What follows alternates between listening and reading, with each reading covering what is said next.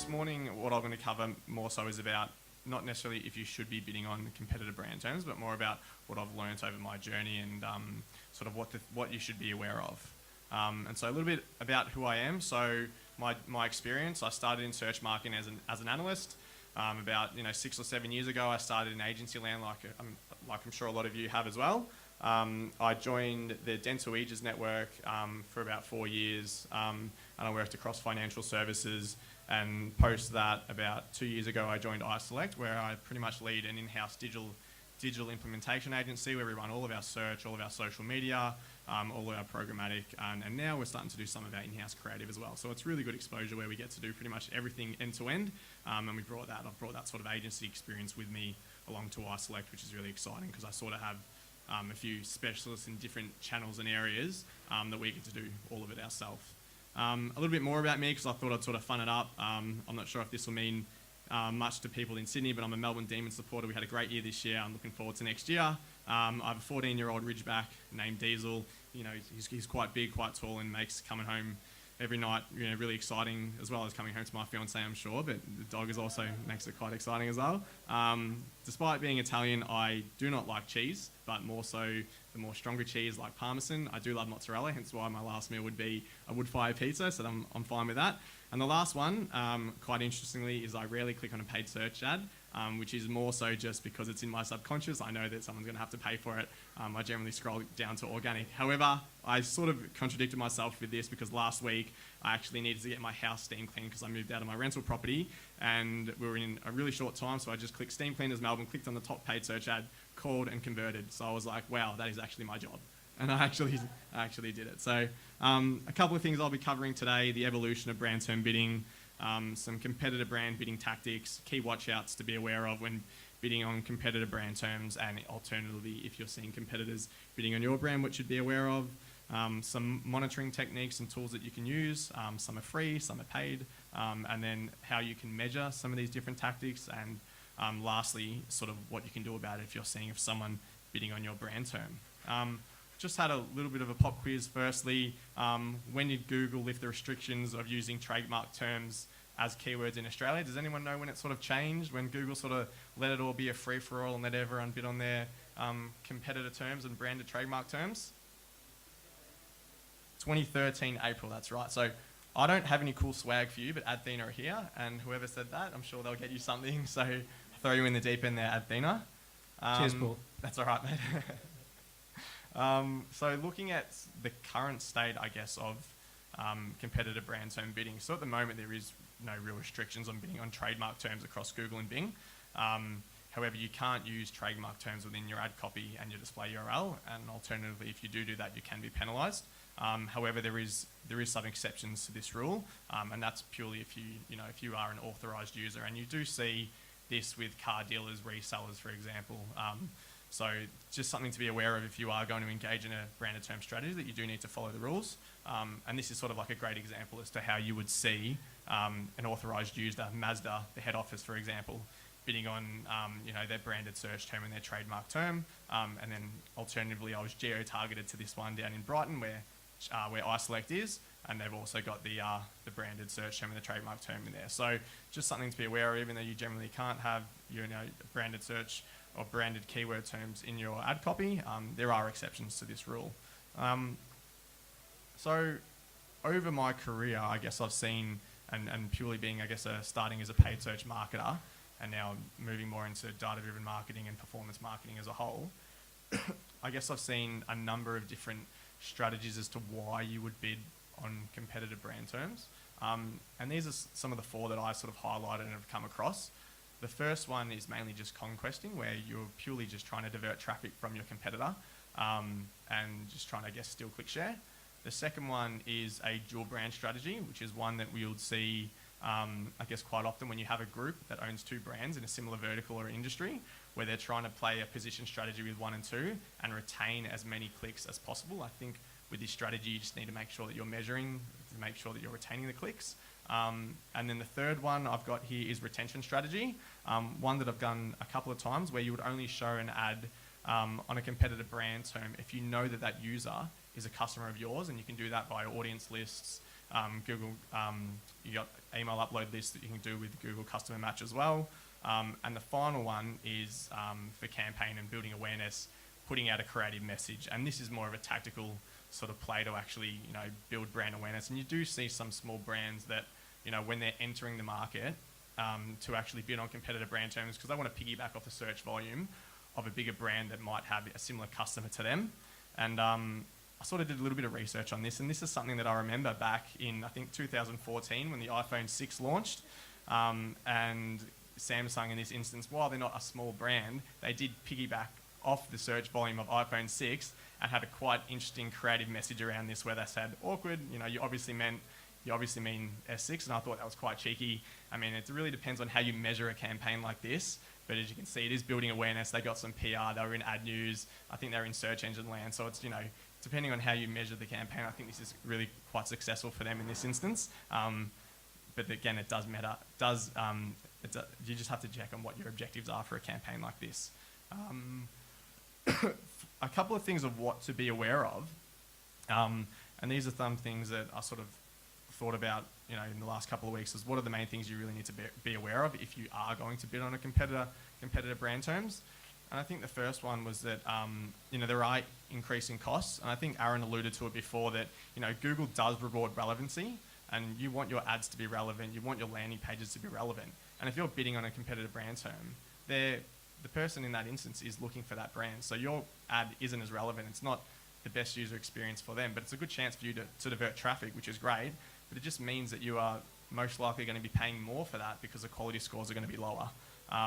And alternatively, you need to be aware that if you're bidding on a competitor brand term, they can bid on your brand term, and then you can start what's called a bidding war, where it just gets expensive for both brands. So there is no real right or wrong to this. You just really have to make sure that you're measuring and you're communicating with stakeholders as to what the risks are if you were to do this, which is why I've got the ongoing measurement is really important for a strategy like this. The second one is click share impact.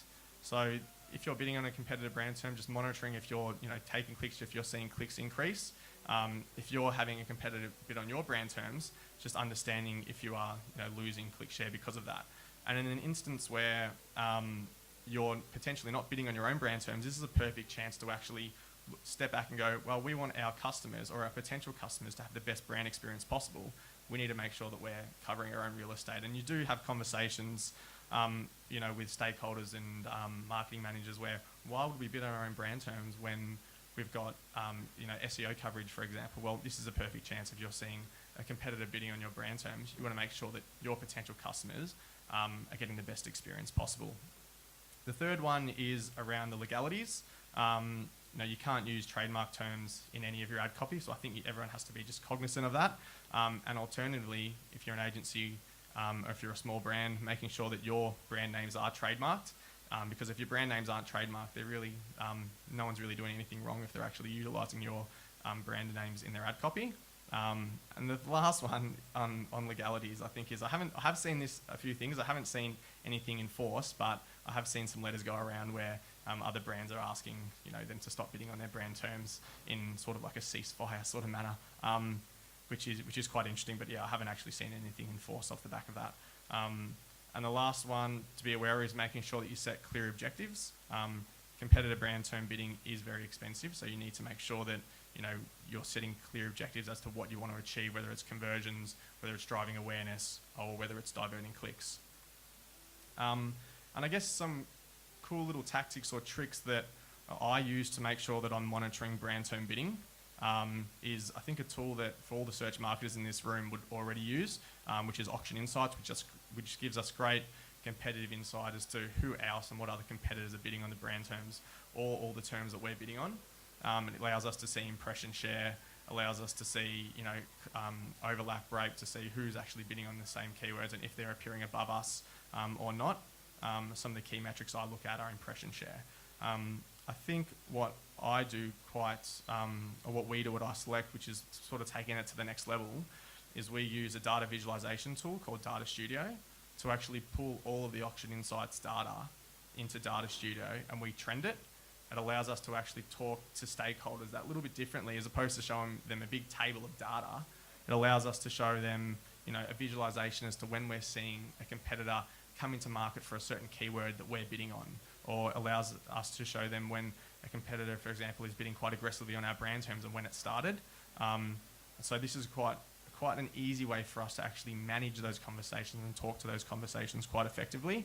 And alternatively, with Data Studio, you're able to actually customize the colors to make it a little bit more visual, which we find really effective. The other tool we use, which really complements what we're doing from an auction insights point of view, is utilising Athena, obviously. And some of the features that we use, in particular with Athena, are infringement notifications, which I'm sure a lot of you would also use as well. And I think that just allows us to stay sort of ahead of the curve to make sure that if a competitor is bidding on us, we know about it straight away. And with iSelect, it's very important because a lot of our lead generation comes from digital marketing and online traffic.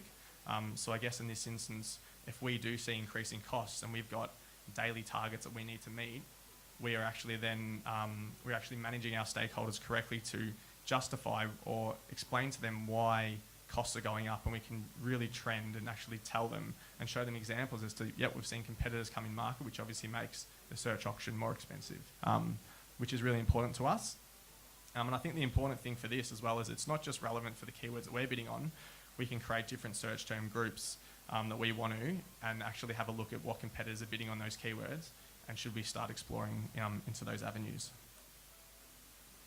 And if I go back now to sort of the tactics that I spoke about before, and I speak about, brand term bidding and if we should be doing it, if we shouldn't be doing it, I guess there is no right, real or wrong. It really depends on what your campaign objectives are.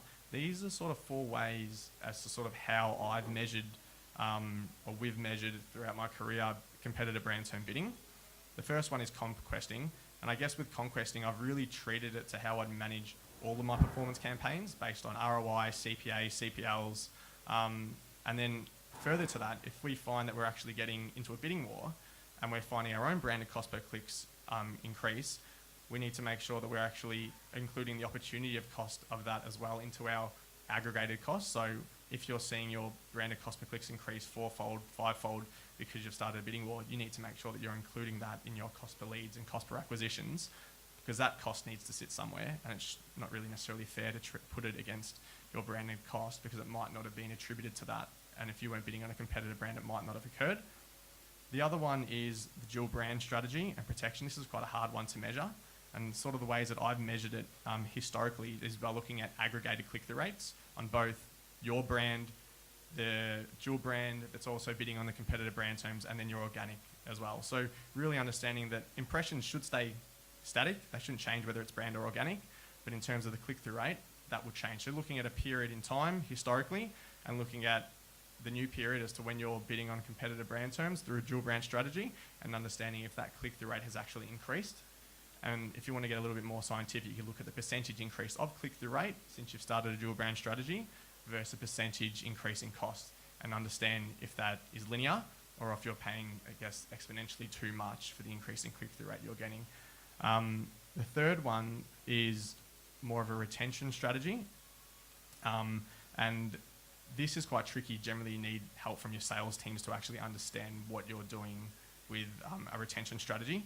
And I think it's really important to actually sort of buddy up with them and understand what churn rates are, what retention rates are. And if you are going to do a retention strategy where you are bidding on a competitive brand term and then only showing an ad on a known customer, I think it's really important to actually make sure that you tailor all of your ads bespoke to that experience. As you've got to imagine, someone like myself who is, potentially a customer of Mazda, let's say, or I have a car with Mazda, and then I go and shop for Ford, for example, I'm a known customer. I shouldn't be treated as someone or as a prospecting or a new customer. So it's really important to make sure that you you can actually, you can tailor your ad copy, your landing page, and your experiences to that, whether it's an offer, whether it's actually directing someone to live chat, whether it's directing them to the call center, for example, to understand what their problem is and why potentially they'd be searching for something else. And the last one is awareness, which is, what we spoke about before with, a small brand might be coming into market. How do you want to measure awareness? And that's really direct traffic, branded traffic, and impressions as well. And so I think finally, if you do see someone bidding on your own branded terms, sort of what can you do about it? And really, I think it's quite simple, and I think all you really need to do is actually submit a trademark infringement report, and that is directly done with Google. I've done it multiple times before because we've seen it occur. You don't actually have to be a Google advertiser. All of us probably use some performance marketing tools like AdWords, but even if you don't engage with AdWords, you can still write an infringement notice to Google and actually get them to take those ads down and actually penalise them for that. So yeah, I think the key takeouts for me today is with whether you should or shouldn't bid on brand terms is really just make sure you follow the rules, set clear and measurable objectives based upon what your tactics are, whether it's conquesting, whether it's a dual brand strategy, whether it's creating awareness, and then utilise the right tools to complement each other to make sure that you can manage stakeholders and measure campaign success, whether that be awareness, whether that be cost per acquisition, or whether that is just direct conversions. So yeah, that's really all I sort of have today.